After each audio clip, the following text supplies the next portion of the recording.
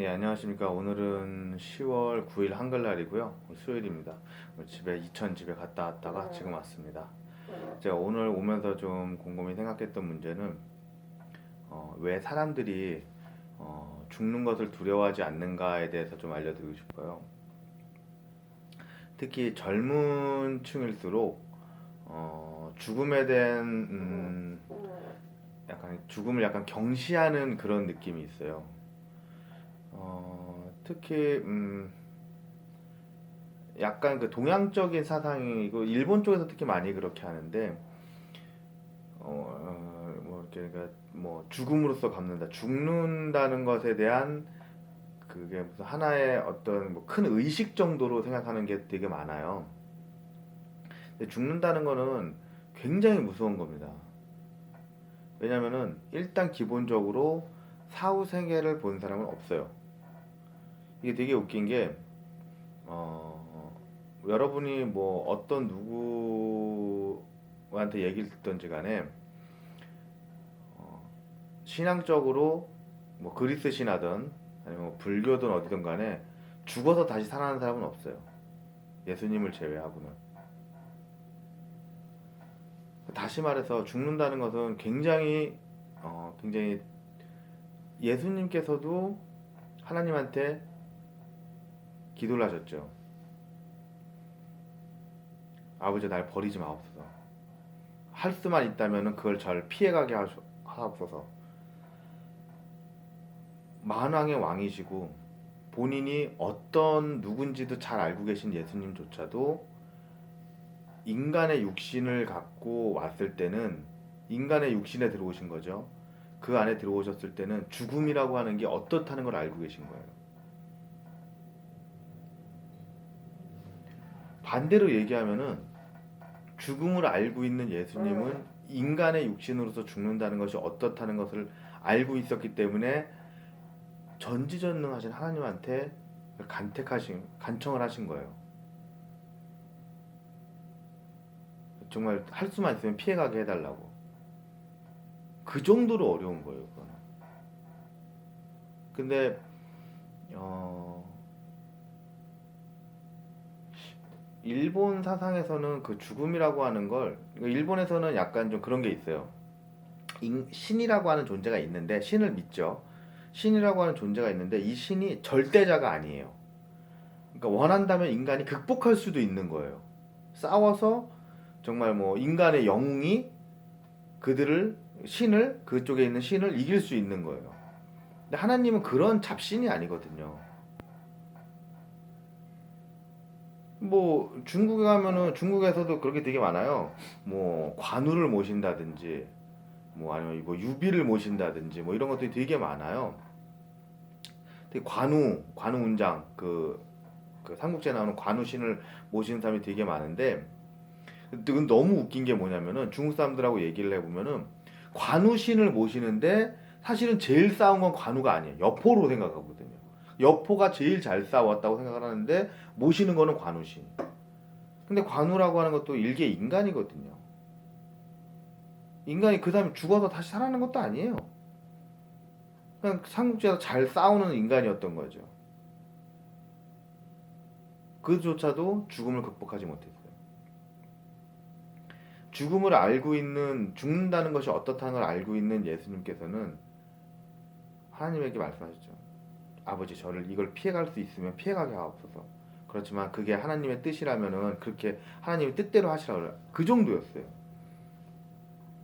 근데 이게 일본 쪽에 이런 쪽 영향을 많이 받다 보니까 죽는다는 것에 대한 사람들이 공포가 없어졌어요. 그냥 그냥 있는 거예요. 그냥 하나의 의식처럼 사람들이 그걸 생각을 하니까 마치 어 그냥 목숨을 그 하찮게 여기는 게 굉장히 멋있다라고 생각을 해요. 저희 아버지가 굉장히 강단이 세신 분이거든요. 젊으셨을 때는 예, 저희 아버지도 진짜 뭐 운동도 많이 하셨고 어디 가서 이렇게 밀리시는 분이 아니에요. 실제로 저희 형이 좀 사고를 많이 쳤을 때 건달들이 저희 집에 온 적이 있었는데도 우리 아버지가 난리 쳐갖고 내보냈어요. 뭐 은행 직원하고도 막 집 문제 때문에도 막 싸우고 안 밀리대. 아버지 성격 자체가 굉장히 강하신 분이에요. 근데 요번에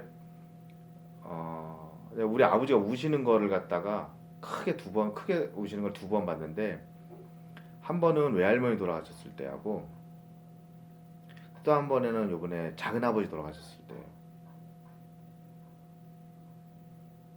그러니까 아버지가 작은아버지 돌아가셨을 때 요번에 저한테 그러셨어요. 다른 사람 있는 데서도 같이 말씀하셨지만 다음엔 내 차례 아니겠냐 그렇게 얘기를 하셨어요. 무슨 뜻이겠어요? 아버지께서도 이제 저희 아버지가 이제 췌장암으로 이제 고생하고 계시지만 그 주사를 한 대 맞을 때마다 정말 힘들거든요. 막 며칠 동안 아버지가 막 진짜 막 일어나지도 못하세요. 어지러워 갖고 사람이 그렇게 어지러운 상태를 며칠 동안 한다고 생각해 보세요. 얼마나 힘들겠어요. 아버지 이제 70도 훨씬 넘기셨는데 그런 아버지께서도 죽음에 대한 공포감을 느끼세요. 아버지가 그 수술을 끝내셨을 때 의사 선생님 그랬어요. 마취를 그렇게 오래 하면은 나중에 환각을 본대요. 한 달 정도는 아주 심하게 보고 그다음에 이제 천천히 줄어들기 시작한대요. 그냥 2달 정도까지는 조금 많이 하다가 2달 넘어가기 시작하면 조금씩 줄어들기 시작한다. 한 6개월 저희 아버지도 한 6개월 정도 그러셨는데 한 달 동안 정말 심했어요. 그냥 병원에 앉아 있다가 임모가 그래요. 저를 불러요. 가면 제 손을 딱 잡고 그래요. 임모가 나 지금 절벽 위에 서 있다. 나 벼랑 끝에 있는 거 안 보이냐 그거. 아버지. 그러니까 저는 이제 의사한테 얘기를 들었으니까 아버지, 아버지 저 아시죠? 제가 했던 얘기 아시죠? 아버지 지금 절벽에 계시지 않아요. 눈 감고 가만히 생각하신 다음에 다시 한번 눈 떠보세요. 그럼 아버지가 눈을 감고 있다가 눈을 탁 떠요. 그래. 침대 위구나. 저는 일을 해야 되니까 가 있는단 말이에요. 낮에는. 그래서 이틀에 한 번씩 병원에 갔어요. 용인에서 이틀에 한 번씩 상계 백병원으로 제가 갔어요. 아버지가 그러세요. 자다가 말고 눈을 뜨면은 절벽 위에 자기가 낭떠러지 끝에 자기가 서 있대요. 그럼 이제 이렇게 돌아보면은 그 간병인 아주머니가 보이면은 내가 그러니까 눈으로는 절벽이 보이시는데 간병인 아주머니를 보면서 이게 절벽이 아니다라고 생각을 하시는 거예요. 그 정도예요. 무서우신 거예요. 그 공포감이. 저희 아버지가 월남전 참전용사세요. 진짜 뭐 우리 형도 꽤 부대 빡세게 나왔는데 막 우리 형 그 동기 들어갖고 막 군대 얘기하고 막 어쩌고저쩌고 막 얘기하고 그러잖아요. 그럼 아버지가 딱 한마디예요. 니들 전쟁 해봤냐고. 포탄이 날라다니고 총탄이 날라다니는 우리 아버지 월남전에서 그러니까 뭐 지금 뭐 해병대고 뭐 우리 아버지 앞에 하면 꼼짝 못해요. 아버지 딱 그러거든요. 니들 전쟁 해봤냐고. 언제 동료가 죽어나갈지 모르는 그곳에서 살아나와 봤냐고. 한마디도 못해요. 그 정도로 아버지가 강단이 세요. 그런 아버지도 죽음에 대한 공포감을 느끼세요. 근데 오히려 모르니까 그것이 어떤 기분인지 모르니까 젊은 아이들일수록 그걸 되게 하찮게 여겨요. 그게 저도 사실은 젊은 혈기였을 때 그런 게 좀 있었어요. 저도 운동을 좀 좋아해갖고 많이 했었는데 뭐 한 번 죽지 2번 죽냐? 내가 뭐 못할 게 뭐가 있냐? 미친 척 한번 해보겠다. 막 이런 적이 있었어요.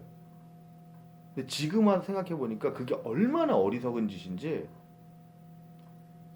왜냐면은 예수님께서도 인간의 육신을 갖고 왔을 때는 그 죽음이라고 하는 걸 두려워하셨어요. 돌이켜 생각해 보면은 내가 과연 선하게 살았는가?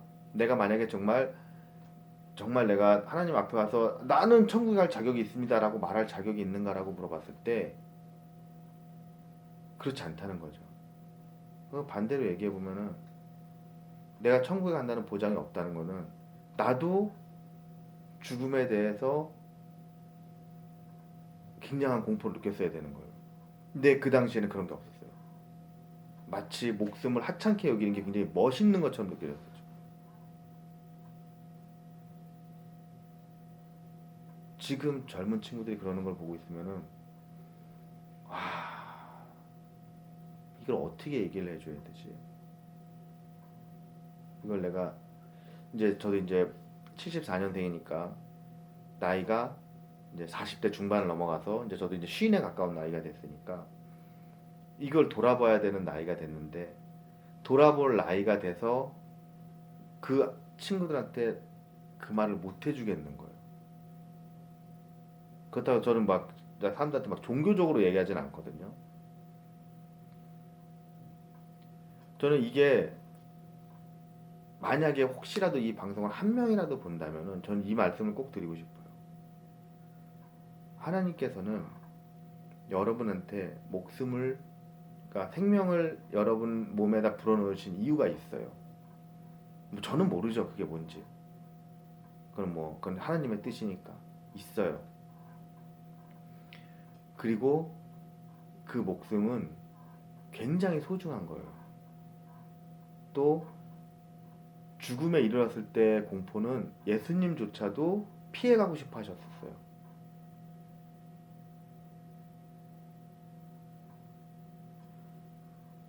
귀신의 나라에서 갖고 온 습성, 마치 목숨을 하찮게 여기는 것이 굉장히 멋있고 의리 있는 것처럼 포장되어 있는 게 잘못된 거예요.